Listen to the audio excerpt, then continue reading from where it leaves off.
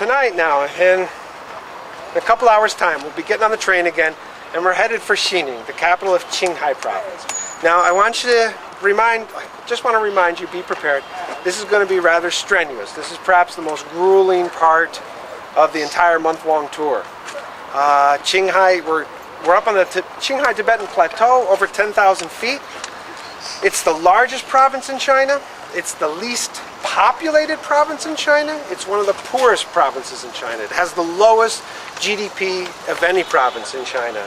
Mostly pastoral economy, herding and things like that is a major source of income. It's poor, it's rough, all right? We're not gonna have a chance to shower on the train. We get off the train, we're going straight to the grasslands. That night we're gonna stay in yurts. Not gonna have a chance to shower in the yurt. So for 2 days you won't have a chance to shower, okay? Yeah. Be prepared. Yeah. The following day we'll be back in the provincial capital and we can shower there. But I want you to understand, Qinghai is no Shangri-La. Qinghai is where political prisoners are sent. You know, you commit a bad offense and you get a labor sentence. The labor camps are in Qinghai. Qinghai is where they bury their nuclear waste. It's where nobody wants to go. I mean, I said, I want to go to Qinghai, and the travel agency's like, why? You know, why would we try to get away from Qinghai? Why would you want to go there? But I think that's part of the experience. We're gonna...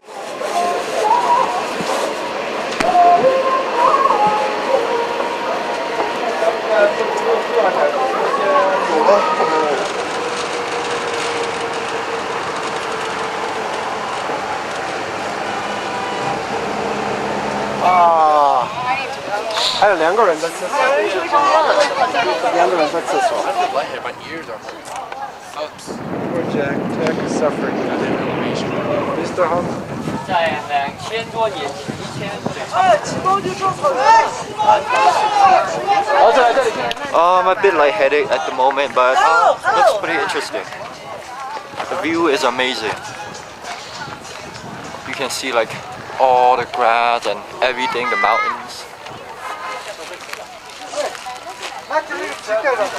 下吧。弄脚在那个说落得出来这。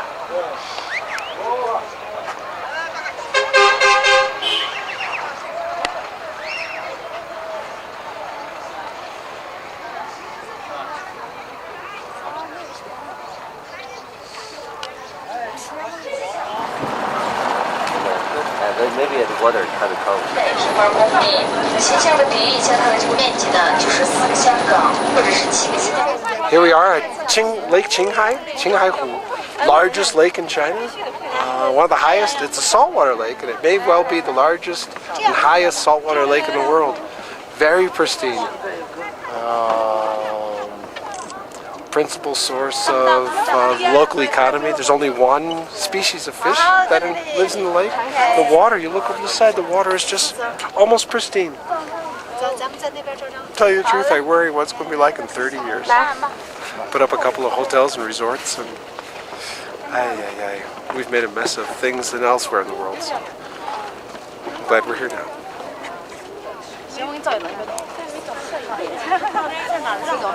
Sure. Yeah. Oh, really? 麻烦你，哎，看这里。相片当时取不出来啊。相机那个在手里头。哎，对，漂亮不？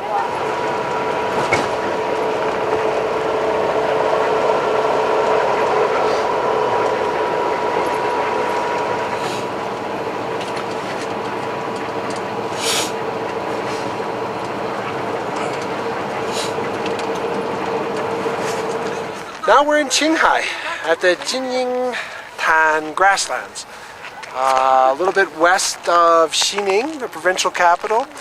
Out here, well, it's not quite as isolated as I thought it would be, but you really do get a sense of what it's like to spend the night in a yurt, or a gyr, as they're known in Mongolian and Tibetan. The groups here, they're settling down, they're looking to ride some horses, they're looking to shoot some arrows. I think some of them are looking to have some Tibetan alcohol a little bit later, but I warned them, hey, we're up over 2,000 meters, almost 3,000 meters. You're going to suffer if you drink alcohol.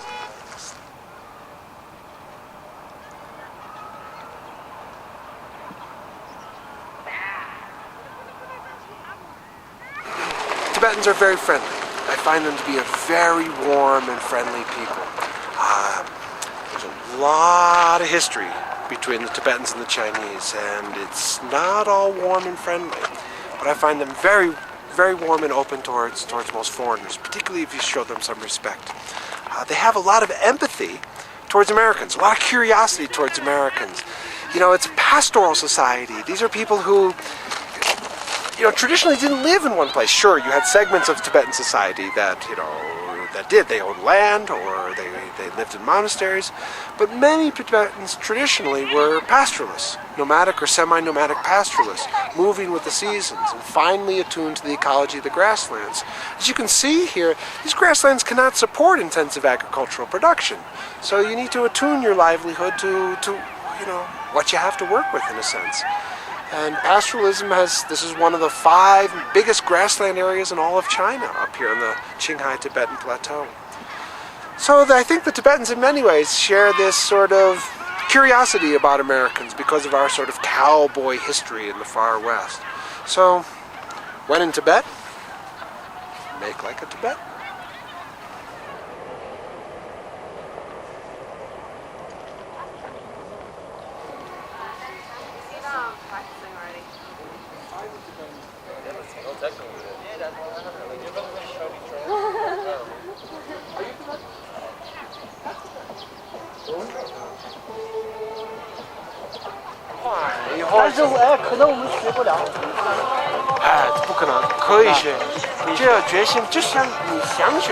He's renting PLA jackets. You can buy if you really want to, but he's carrying them because he's bringing them out here so he can rent them this evening.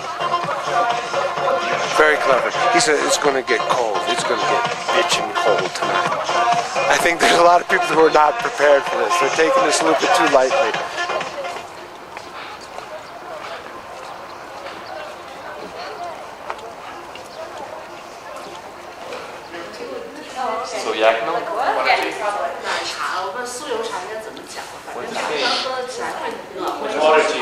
Butter tea.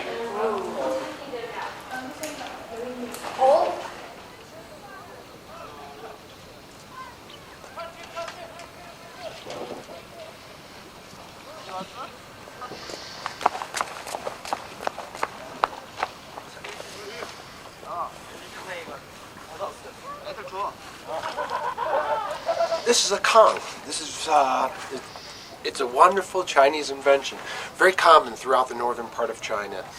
It's a sleeping platform, typically built out of bricks. Used to be mud bricks, now they're fired bricks, tiled on the outside, but needn't be. The point is, there's an oven here, a fireplace here. It's closed off now and covered up with dirt to insulate it for the night sleep.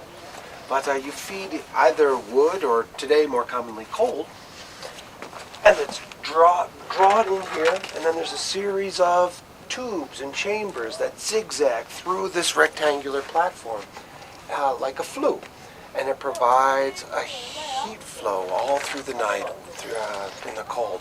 So you get really a heated sleeping platform. Then you add some padding, a couple layers of padding, some blankets, and if you're soft, a couple of pillows. And then you just lay down for the night and have a good night's sleep. Very common in the north. You don't see it in the south. It's too hot. You don't need stuff like that. Oh, Because they're used to Tibetans kicking them. Come on. don't follow them. Don't go. Don't follow them. It's all right. Follow them.